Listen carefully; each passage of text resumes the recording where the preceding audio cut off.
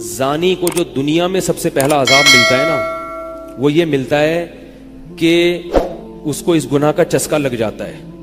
وہ زنا کرتا ہے یہ سوچ کے کہ صرف ایک دفعہ کروں گا، لیکن یہ ہمیشہ سوچ سوچ کے کرتا رہتا ہے اور اسی حال میں اس کی موت آ جاتی ہے. زانیوں میں مرتا ہے وہ. یہ بہت بڑی بھول ہے کہ میں ایک دفعہ گناہ کر لوں پھر توبہ کر لوں گا. اور یہ شیطان اس لیے کرواتا ہے، یار دیکھیں تو صحیح اس گناہ میں لذت کیسی ہے، ذائقہ کیسا ہے. ایسی اللہ کی طرف سے اس پر پھٹکار برستی ہے نا زانی پر، وہ تڑپتا ہے کہ مجھ سے چھوٹ جائے. کسی کو اللہ توفیق دے دیتے ہیں، لیکن عام طور پر کیا ہوتا ہے، گیا بس. اتنا مشکل ہوتا ہے پھر اس کو اس دلدل سے نکلنا. اللہ کہتے ہیں اب گند میں منہ مارا ہے، گند میں رہو. گند کھایا ہے نا، اب گند کھایا تو اب گند میں رہو. پھر گندگی میں اس کو مزہ آتا ہے پھر وہ. اس لیے اللہ کا واسطہ جن لوگوں سے زنا نہیں ہوا، اللہ کا واسطہ کبھی بھی اس گناہ کے قریب مت پھٹکو. اللہ نے یہ نہیں کہا کہ زنا مت کرو، اللہ نے کہا ولا تقربوا الزنا، زنا کے قریب مت جاؤ. قریب کیسے قریب جاتا ہے انسان؟ آپ کے گھر میں کوئی رشتہ دار جوان لڑکی آ گئی ہے یونیورسٹی کی، کالج کی، آپ گھر سے باہر نکل جاؤ. بعض دفعہ ایسا ہوتا ہے، لوگ مجھے بتاتے ہیں کہ کوئی میرے رشتہ دار خاتون آئی، جوان تھی، کزن تھی، گھر میں تھا، وہ اکیلی تھی، وہ آ گئی تو میری بڑی عجیب کنڈیشن ہو گئی، میں بہت پریشان ہو گیا، بہت مشکل سے بچا. میں ان سے کہتا ہوں آپ گھر سے نکلے کیوں نہیں؟ یہ تو آپ قریب تو چلے گئے نا. جب ایک جوان لڑکی آپ کے گھر میں آئی ہے، آپ کو اس وقت گھر میں نہیں ہونا چاہیے، نکل جاؤ وہاں سے. ایسے دور بھاگو زنا سے، اتنا دور بھاگو. انبیاء ایسے ہی کرتے تھے، تبھی تو بچتے تھے. وہ جتنے بزرگان دین گزرے ہیں، وہ یہ نہیں کہ زنا نہیں کیا، وہ ہمیشہ زنا سے دور بھاگے. ہمارے استاذ نے ایک واقعہ سنایا تھا ہمیں، کتابوں میں یہ واقعہ لکھا ہے کہ ایک طالب علم تھا، پرانے وقتوں کی بات ہے، رات کو مسجد میں چراغ لے کے مطالعہ کر رہا تھا. پہلے زمانے میں لائٹ وائٹ تو نہیں ہوتی تھی، گاڑیوں کے سفر نہیں تھے، اونٹوں کے سفر تھے، تو مسافر لوگ بعض دفعہ آ کے مسجدوں میں ٹھہرتے تھے. تو اس نے دیکھا کہ ایک جوان لڑکی ہے، پردے میں ہے لیکن خوبصورت جوان لڑکی. وہ آئی اور اس سے کہنے لگی کہ میں راستہ بھٹک گئی ہوں، مجھے ایک رات مسجد میں گزارنے دے دو. باقی یعنی صحیح تھی، وہ اسی طرح ہوا تو کہیں بھٹک گئی تھی. شہر میں بھی بعض دفعہ لوگ بھول جاتے تھے نا کہ راستہ بھٹک جاتے تھے. اب یہ پریشان تھا کہ میں اس کو رات کو اگر پناہ دیتا ہوں تو مجھے شیطان برگلائے گا، اور اس لڑکی کو اگر میں پناہ نہیں دیتا تو یہ کہاں جائے گی رات کو، کوئی اور اس کی عزت سے کھیلے گا. تو اس نے بہرحال اس کو ٹھکانہ دے دیا، اس کو کہا کہ آپ ادھر اس طرف جا کے سو جائیں. نتیجہ کیا نکلا ہے کہ وہ لڑکی اس کو دیکھ رہی تھی، یہ کرتا کیا ہے، اس کو بھی اپنی عزت کا ڈر تھا نا کہ کہیں یہ دست درازی نہ کرے. تو یہ نوجوان جس چراغ میں مطالعہ کر رہا تھا، مطالعہ کرتے کرتے اس کی آگ میں اپنی انگلی لے کے جاتا اور اس کو جلاتا.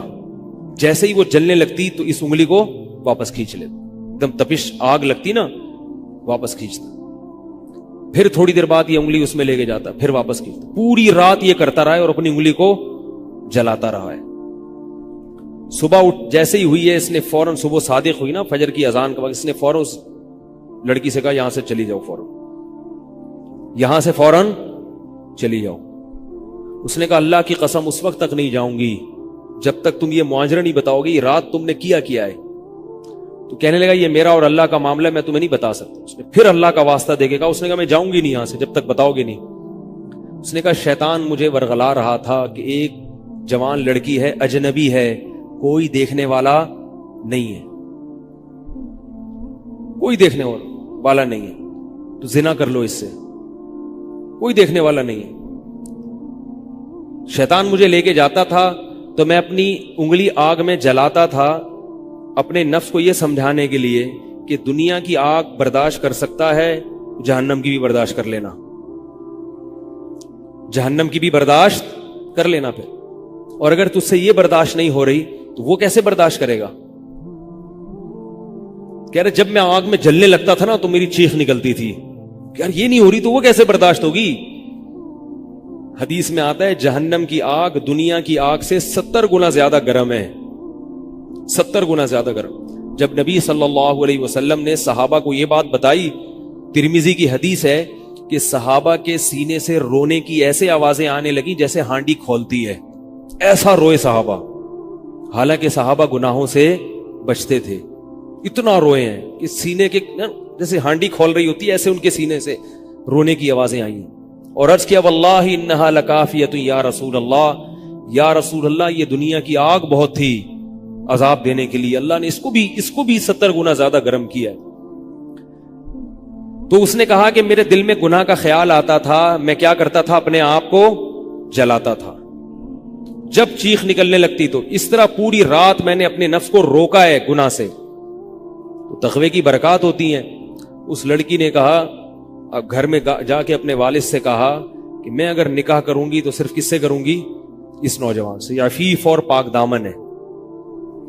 तो किताबों में लिखा है कि उसके बाप ने उसका निकाह देखो हराम से बचाया, अल्लाह ने हलाल तरीका रख दिया।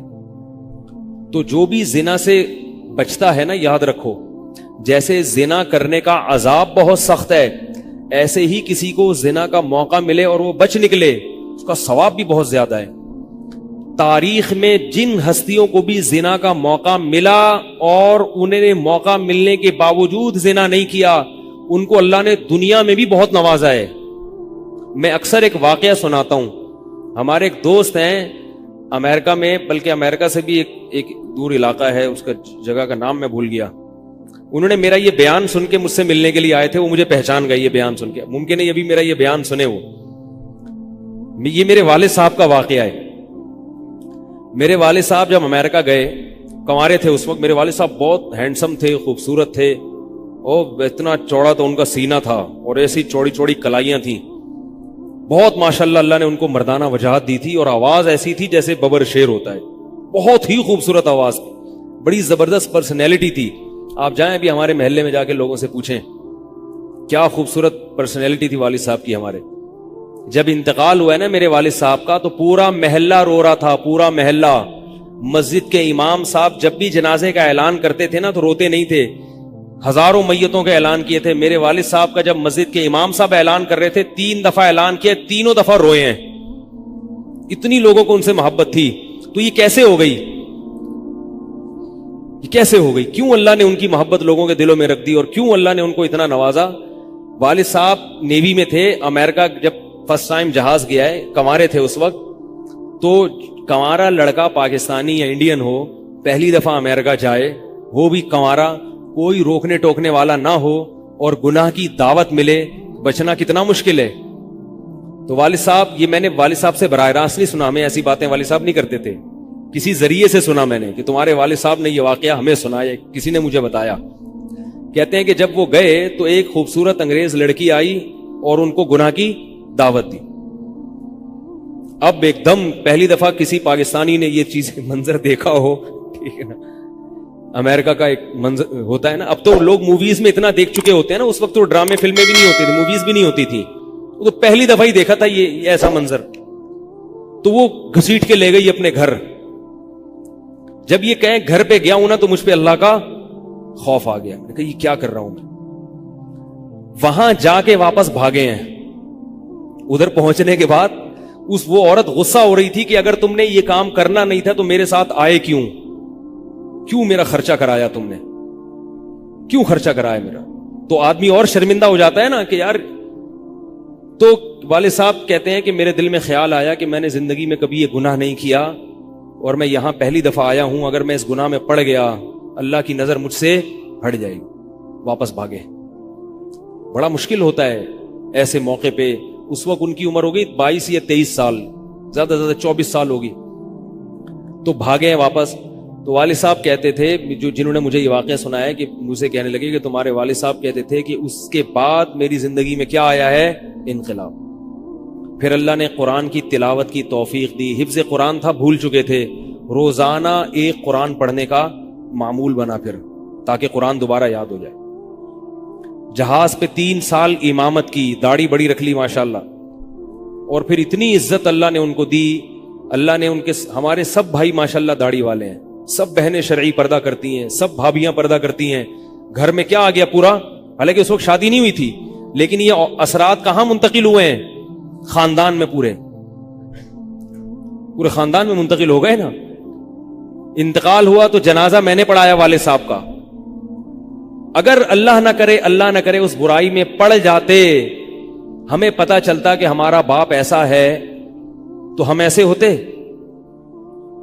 ویسے تو ابھی بھی کوئی اتنے نیک نہیں ہے, لیکن گیٹ اپ تو ہے نا. گیٹ اپ تو اللہ نے مولویوں والا دے دیا نا, تھوڑے تھوڑے تو دیکھنے کی حد تک تو نیک بنا دیا نا. ایسے نہیں ہوتے ہم. تو یہ جو برکات ہیں یہ نسلوں میں منتقل ہوتی ہیں. نسلوں میں اتنی عزت دی اللہ نے, اتنی عزت دی تھی کہ انتقال کے وقت محلہ رو رہا تھا, پورا محلہ رو رہا تھا انتقال. اور بہت سے لوگوں نے والد صاحب کی قبر کے پاس نہ جگہ گھیر لی تھی کہ ہم یہاں دفن ہوں گے. حالانکہ مسجد کے امام نہیں تھے, کچھ بھی نہیں, کوئی ایسی شخصیت نہیں تھے کہ وہ کوئی مقتدی اور رہبر سمجھے جاتے ہو. تہجد کا معمول تھا, تلاوت کا معمول تھا. اور میں نے خود بھی کئی دفعہ نوٹ کیا, ایسا لگتا تھا ان کے منہ سے خوشبو آتی ہے, ایسا محسوس ہوتا تھا. ایسا اللہ نے, کیونکہ تلاوت بہت زیادہ کرتے تھے. جب انتقال ہوا ہے نا جس دن, اس دن بھی آدھا گھنٹہ تلاوت کر کے اٹھے. گھر میں ان کا معمول تھا, گھر میں آنے کے بعد آفس سے جب گھر میں آتے تھے نا, سب سے پہلے نہا کے, عجیب ان کے معمول تھے, نہاتے لازمی تھے روزانہ. اور چونکہ فوجی تھے نا, تو فوجیوں کی جو ایک روٹین ہوتی ہے نا, وہ تبدیل نہیں ہوتی. اب جب فوج میں تھے تو گرم پانی سے نہانے کی عادت تھی, تو جون میں بھی گرم سے ہی نہاتے تھے. ہم کہتے, اب والد صاحب سے کہتے گرمی ہو رہی ہے, لیکن وہ ایک روٹین ہوتی ہے نا فوجیوں کی. بس وہ آنا ہے, دھوتی پہنی, غسل خانے میں چلے گئے, پانی گرم پہلے کیا, اپنا کام سارا خود کرنا, کسی سے کام ہی نہیں لیتے تھے. اور وہ 2 منٹ کے اندر ایسے پھرتی سے نہاتے تھے. ہم حیران, یہ کیسے نہاتے ہیں اتنی دیر میں؟ کہتے میں صابن سے باقاعدہ تسلی سے نہایا ہوں. اتنی جلدی پھرتی میں کام کرتے تھے. آتے ہی تلاوت کرنی, اور تلاوت اونچی آواز میں کرتے تھے. پورے گھر میں والد صاحب کے تلاوت کی آواز آتی تھی. مجھ سے غلطی یہ ہوئی کہ انتقال سے چند دن پہلے میں ان کی تلاوت سن رہا تھا, تو میرا دل چاہا میں اس کو ریکارڈ, اس وقت ریکارڈنگ کا اتنا زیادہ نہیں ہوتا تھا, میں نے کہا اس کو میں ریکارڈ کر لوں, لیکن وہ ریکارڈ میں نہیں کر سکا. میں نے کہا چلو بعد میں کر لوں گا, اور ان کا انتقال ہی ہو گیا. تو تلاوت اونچی آواز سے ٹوپی اتار کے تلاوت کرتے تھے. تو جس دن انتقال ہوا ہے, اور اللہ سے کہتے تھے کہ اللہ کسی کا محتاج نہ بنانا, ساری زندگی کسی سے خدمت نہیں لی, صرف جو ہے نا کمر دبواتے تھے بیٹوں سے اپنے. تو مجھ سے بھی دباتے تھے, میرا یہ انگوٹھا بڑا مضبوط ہو گیا ہے.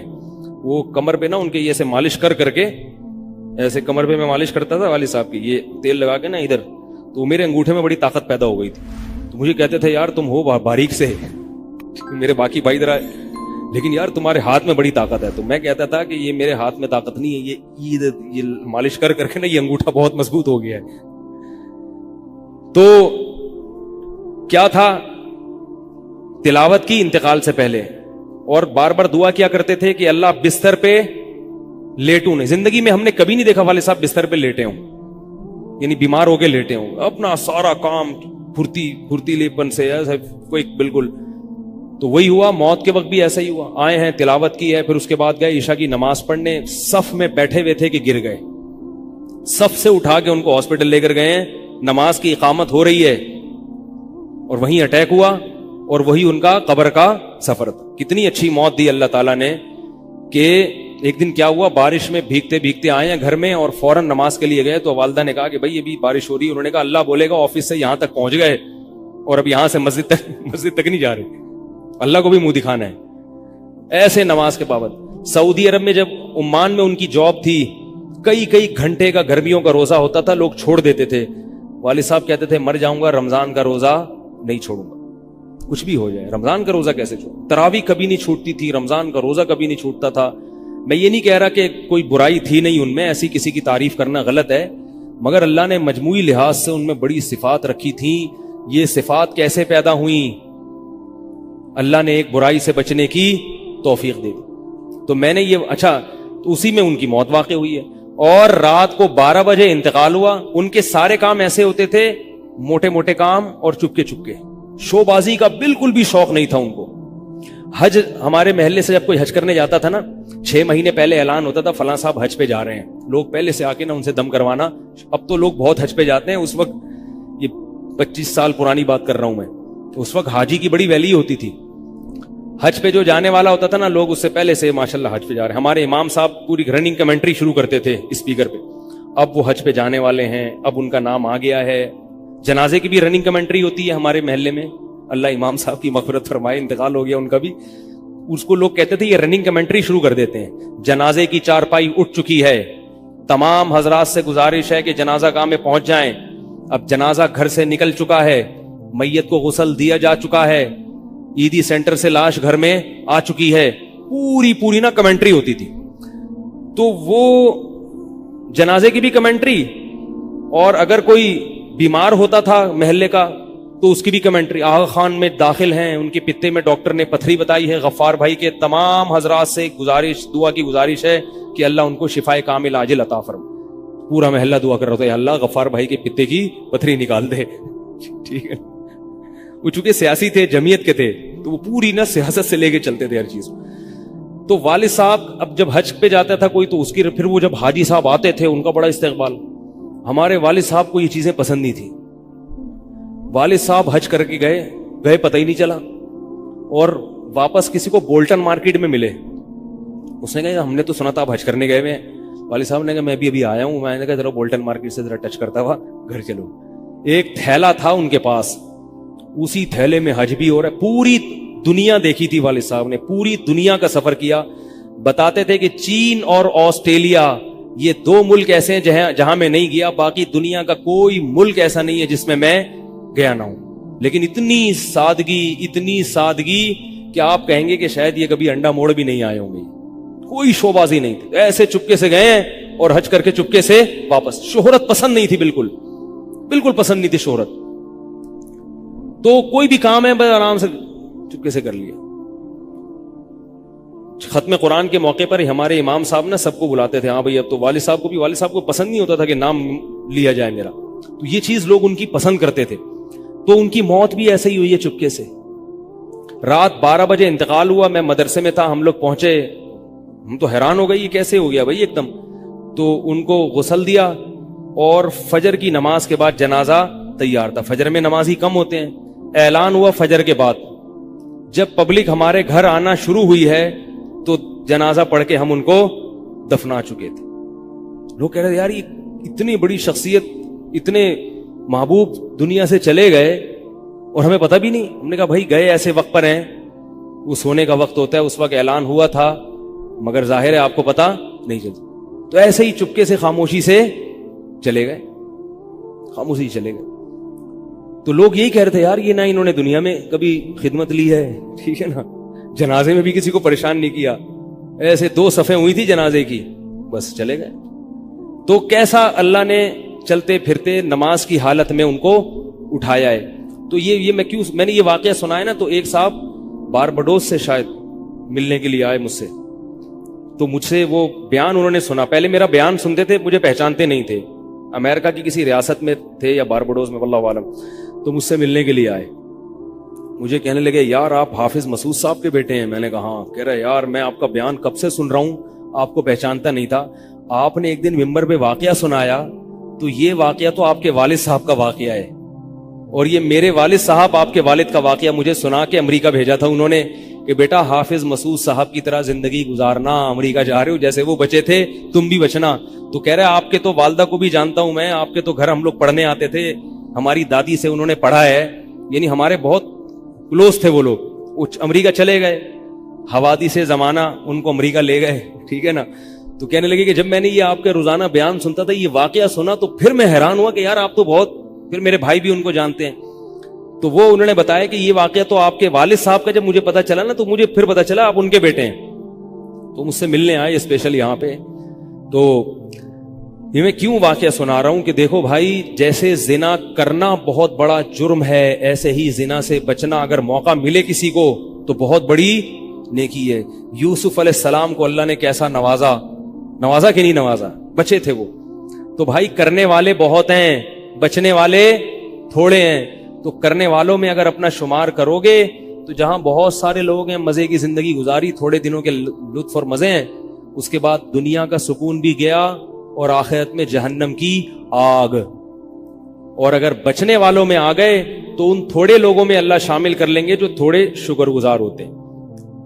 لیکن اس کا یہ مطلب نہیں ہے کہ ایسا ماحول کریٹ کرو کہ پھر آپ کو بچنے کا موقع ملے, دور بھاگو.